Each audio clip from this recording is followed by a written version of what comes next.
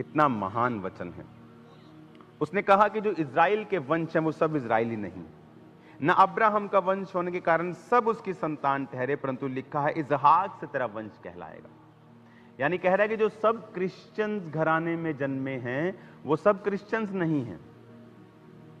आप सोचते हैं कि मैं मसीह घराने में जन्मा हूं तो मैं क्रिश्चियन हूं। वचन ऐसा नहीं कहता है।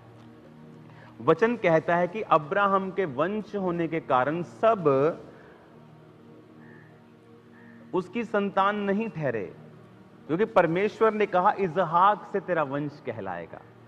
यानी उसकी और भी संतानें थी। इश्माइल उसकी संतान था, लेकिन वचन कहता है इश्माइल शरीर से पैदा हुआ और इसहाक प्रतिज्ञा से पैदा हुआ।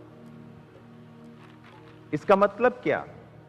परमेश्वर ने कहा इसहाक से तेरा वंश कहलाएगा। शरीर की संतान परमेश्वर की संतान नहीं, परंतु प्रतिज्ञा की संतान वंश गिने जाते हैं। परमेश्वर कह रहा है कि अब्राहम जो प्रतिज्ञा की संतान है वही तेरा वंश है। आज आप क्रिश्चियन घराने में जन्मे हो, इसका मतलब यह नहीं है कि आप क्रिश्चियन हो। वचन कहता है कि जिस तरह अब अगर आपको अब्राहम के वंश में आना है तो आपको उसी तरह से चलना पड़ेगा जिस तरह अब्राहम चला। इमेजिन जब आप क्रिश्चियन लाइफ में चलते हैं तो वो आपकी एक्सपेक्टेशन के अनुसार कार्य नहीं करती है। परमेश्वर कई बार आपकी एक्सपेक्टेशन के अनुसार काम नहीं करता है, क्योंकि परमेश्वर का जो मकसद है, परमेश्वर का जो पर्पस है, जो आपको बुलाहट है परमेश्वर की, वो बहुत बड़ी है और परमेश्वर का बहुत बड़ा प्लान और योजना है। उस मकसद के पीछे क्या है, आपको विश्वास से, संयम से और पेशेंस से जानना पड़ेगा। जब मैंने प्रचार शुरू किया तो यहां चिड़ियों ने भी प्रचार शुरू कर दिया है। हालेलुया। आप मेरी बात को बड़े ध्यान से समझो। हम कहते हैं कि हम क्रिश्चियन हैं तो हम अब्राहम की संतान हैं और परमेश्वर से आशीष मांगते हैं। परमेश्वर कहता नहीं, चर्च जाने से तू सिर्फ क्रिश्चियन नहीं बनता। क्रिश्चियन घराने में तू जन्म लेके क्रिश्चियन नहीं बनता। तू अब्राहम का वंश बनता है जब तू जिस तरह अब्राहम चला, शरीर की संतान नहीं, वंश प्रतिज्ञा की संतान। इसका मतलब जब आप मसीह में विश्वास के द्वारा चलेंगे तो आप परमेश्वर की संतान हैं। अब्राहम को परमेश्वर ने बुलाया और अब्राहम एक्सपेक्ट करता था कि परमेश्वर उसके जीवन में अब आशीष देगा। परमेश्वर ने कहा अब्राहम अपने पिता, कुटुंब, अपना देश सब कुछ छोड़ के मेरे पीछे आ जा। और अब्राहम ने सब कुछ छोड़ दिया कि मैं तुझे बहुत बड़ा आदमी बनाऊंगा, मैं तेरे वंश को फैलाऊंगा। और फिर भी परमेश्वर ने उसे कोई भी पुत्र नहीं दिया, कोई बेटा बेटी कुछ नहीं दिया उसको। कई बार आप परमेश्वर से मांगते हैं कि वो आपकी कुछ एक्सपेक्टेशंस होती हैं, आपकी कुछ इच्छाएं होती हैं, लेकिन अगर परमेश्वर की मर्जी, उसकी बुलाहट आपकी लाइफ में बहुत बड़ी है तो समटाइम्स आपको लगता है कि वो आपकी इच्छाओं को पूरा नहीं कर रहा है। और तब ये आप प्रूफ करते हैं कि क्या आप अब्राहम की संतान हैं या आप नाम के सिर्फ क्रिश्चियन हैं। अगर आप अब्राहम के वंश, प्रतिज्ञा के वंश हैं, फिर आप विश्वास से चलेंगे जिस तरह अब्राहम विश्वास से चला। सब कुछ त्यागने के बाद, सब कुछ छोड़ने के बाद, लोगों की गालियां सुनने के बाद फिर भी उसके कोई भी संतान नहीं थी। और वचन कहता है कि उसने परमेश्वर की कोई भी निंदा नहीं की, उसने परमेश्वर को छोड़ा नहीं, बल्कि जब स्वर्गदूतों ने आकर कहा कि तेरे अगले साल सारा से पुत्र होगा तो उसने कहा परमेश्वर इश्माइल तेरी दृष्टि में बना रहे। यानी ये जानते हुए भी कि अब ये चीज इम्पॉसिबल के करीब है, उसने तब भी परमेश्वर का जो संग, उसकी संगत थी, उसकी जो संगति थी परमेश्वर की छोड़ी नहीं थी। अगर मुझे परमेश्वर मेरी प्रार्थनाओं का उत्तर पहले 3 साल में दे देता, आज मैं यहाँ डेफिनेटली ना बैठा होता, मैं आपको बता सकता हूँ। जो आप देख रहे हो, जो आप एक्सपीरियंस कर रहे हो, जो आप ले रहे हो खुदा बाप से, जो इस सेवकाई के द्वारा आपने आशीष पाई है, आप ये नहीं ले रहे होते। और ये पॉसिबल था कि कई बार आप परमेश्वर को काम नहीं करने देते हैं, आप परमेश्वर के साथ कोऑपरेट नहीं करते हैं, आप अपनी इच्छा अपनी मर्जी उस पर थोपना चाहते हैं। वचन कहता है, परमेश्वर ने अपने नबी को कहा, जब तेरे ये लोग तुझे बुलाने के लिए आएंगे तो मत जाना। कहता ठीक है प्रभु, लेकिन जब वो लोग आए और कहा आ हमारे साथ और इन लोगों को श्राप दे, तो पर वो एक ढीठ व्यक्ति था और पैसों का लालची था, और वो परमेश्वर को मनाता रहा, प्रभु मुझे जाने दे, मैं जाऊंगा लेकिन ये नहीं बोलूंगा, वो नहीं बोलूंगा। तो उस परमेश्वर ने कहा जा। सेम परमेश्वर ने कहा मत जा, फिर सेम परमेश्वर ने कहा जा। क्योंकि जब आप ढीठ हो जाते हैं, जब आप ढिठाई करने लगते हैं, जब आप परमेश्वर के सामने बहस करने लगते हैं, तो वो कहता है जा। लेकिन उस जाने से उसके जीवन में बहुत सारे श्राप आए। उसी तरह से जब आप परमेश्वर को आपको कुछ कहते हैं, आप अगर उसके साथ बहस करते हैं, कई बार परमेश्वर कहता है कि अपने विश्वास से बाहर तू शादी ना कर, लेकिन परमेश्वर को हम मनाते हैं, नहीं प्रभु वो लड़की बड़ी अच्छी है, नहीं प्रभु वो तो लड़का बड़ा अच्छा है, उसकी फैमिली बच जाएगी, वो बच जाएगा, वो फलाना बच जाएगा, ढमकाना हो जाएगा। तो परमेश्वर कहता है ठीक है, लेकिन उसके साथ हम कितने कर्स मोल लेते हैं, कितने श्राप मोल लेते हैं। अननेसेसरी फाइट जो है, जो फाइट हमने मोल ले ली है, हमारी लाइफ में नहीं थी, वो सारी चीजें हम ले लेते हैं, जो कि लेकिन परमेश्वर ने हमें वो लेने के लिए नहीं कहा। उसी तरह से जब आप परमेश्वर के वचन को देखते हैं कि परमेश्वर ने आपकी लाइफ में कुछ प्लान्स, कुछ योजनाएं रखी, आप उन योजनाओं को पा सकते हैं जब आप विश्वास के द्वारा चलेंगे।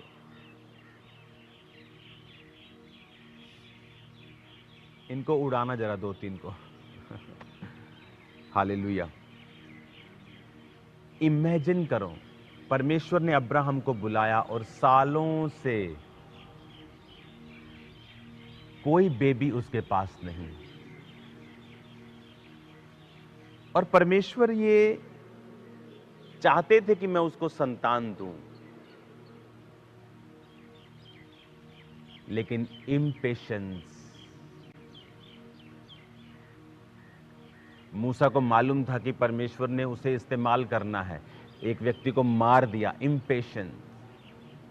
परमेश्वर आपको यूज नहीं करता, वो अपनी लाइफ, आपकी लाइफ में अपनी जो मेन मकसद है उसको पूरा नहीं कर पाता जब आप पेशेंस नहीं रखते, धीरज नहीं रखते।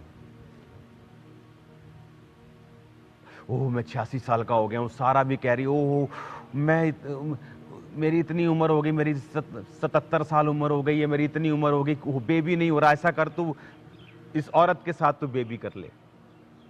इम्पेशेंस, धीरज खो देना अपना।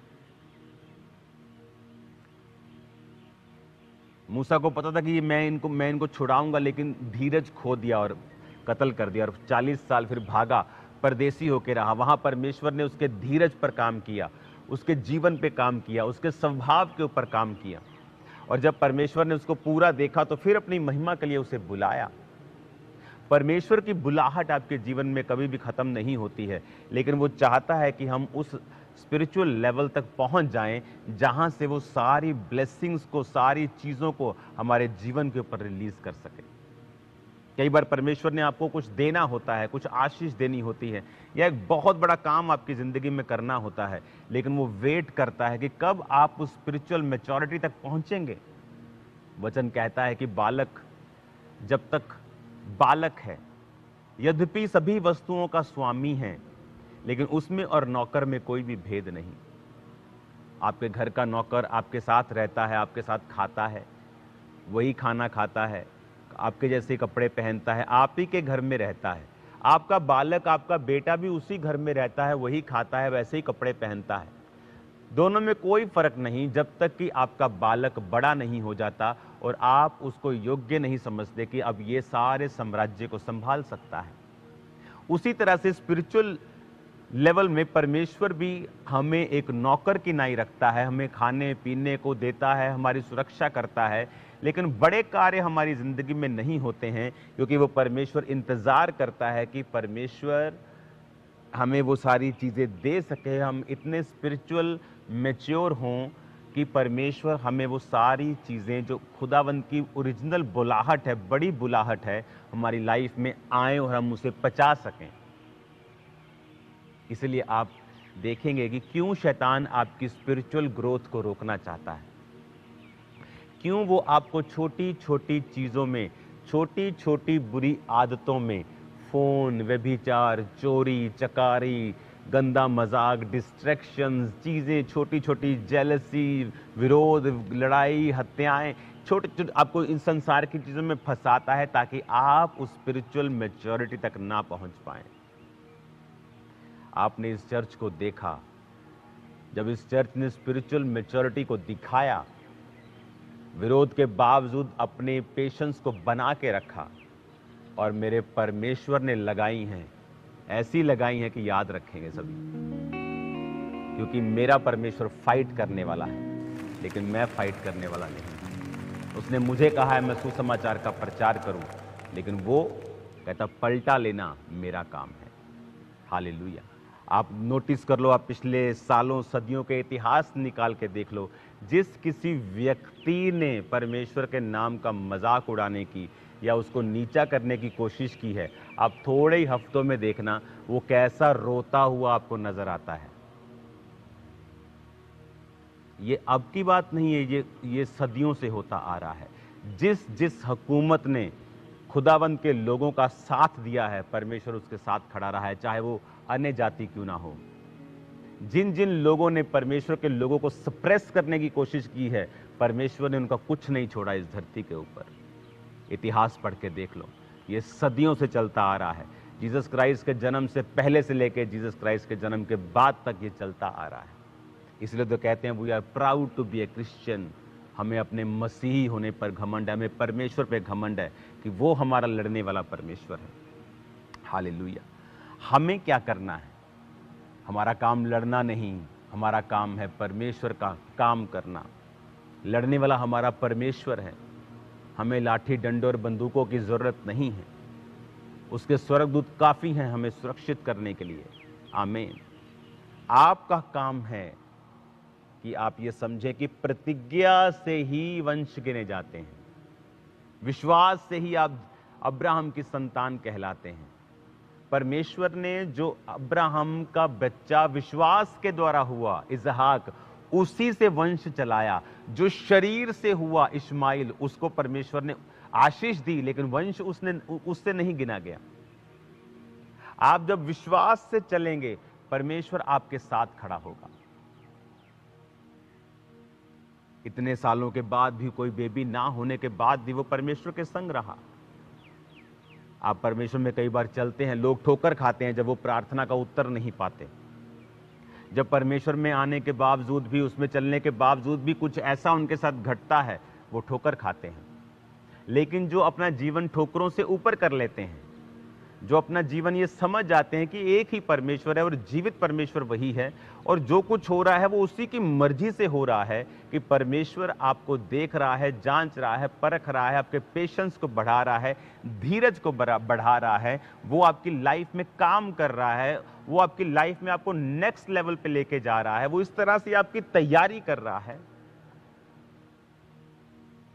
इमेजिन करो, दाऊद अगर लड़ता, अपनी फैमिली से खूब लड़ता कि ਤੁਹਾਨੂੰ ਤਾਂ ਅਕਲ ਹੀ ਹੈ ਨਹੀਂ ਗੀ, ਤੁਸੀਂ ਤਾਂ ਮੈਨੂੰ ਛੱਡਿਆ ਹੋਇਆ, ਤੁਸੀਂ ਤਾਂ ਮੈਨੂੰ ਪੁੱਛਦੇ ही नहीं गए, और कुड़ करता अपने माता पिता से लड़ता, भाइयों से लड़ता, फाइट करता उनसे, कलेश पांदा पूरा घर च है कि ਤੁਸੀਂ ਮੈਨੂੰ ਕਿੱਦਾਂ ਭੁੱਲ ਗਏ, ਐਡਾ ਵੱਡਾ ਰੱਬ ਦਾ ਦਾਸ ਆਇਆ, ਤੁਸੀਂ ਮੈਨੂੰ ਪਿਆਰ ਨਹੀਂ ਕਰਦੇ, ਤੁਸੀਂ ਭੁੱਲ गए, मैं भी ਤੁਹਾਨੂੰ नहीं ਪੁੱਛਣਾ, मैं भी ਚੱਲਿਆ ਘਰੋਂ। पेशेंस। जंगल में अपना काम करता रहा, भेड़ बकरियां थोड़ी सी थी, उसको चराने के लिए भेज देते थे।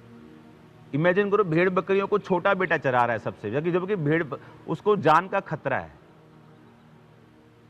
और वो अकेला ही चरा रहा है। देखो, लेकिन आपकी लाइफ में होने वाली हर घटना एक इत्तेफाक नहीं। अगर आप खुदा से प्यार करते हैं, that's the master plan of God. वो खुदा का एक मास्टर प्लान है जो आपकी लाइफ को आसमान की ऊंचाइयों तक ले जाएगा, चाहे वो कितनी भी नेगेटिव घटना क्यों ना हो। परमेश्वर का आत्मा आपको और आपके परिवारों को इतनी ऊंचाई पर लेके जाने वाला है कि गर्दनें थक जाएंगी लोगों को आपकी ऊंचाई देखते देखते यीशु मसीह के सामर्थ्य नाम में। उस पर भरोसा रखें, क्राइस्ट पर भरोसा रखें। उसका काम इंसानों के जैसा नहीं, उसकी सोच इंसानों के जैसी नहीं, उसके काम करने का तरीका इंसानों के जैसा नहीं। वो आपके और मेरे जैसे नहीं सोचता है, वो आने वाली जनरेशन्स के बारे में सोचता है।